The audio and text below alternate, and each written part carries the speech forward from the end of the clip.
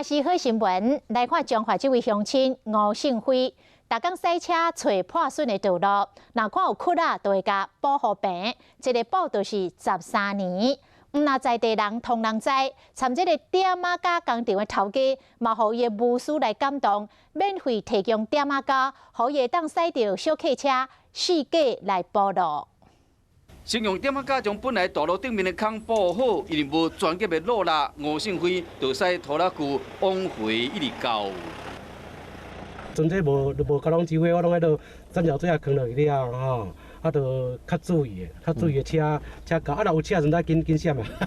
真无简单，只补好一个坑，吴胜辉就继续驶车，四界找有坑的路来补。13年来，伊补过中华大细的路，不过伊并不是政府机关委托的工程人员，单纯是伊的热心甲爱心，希望讲永互大家有一条好的路通行。咱做欢喜的啦，啊，看到迄落人行路平安，咱心内就感觉真好啦，做着搁当互咱身体健康，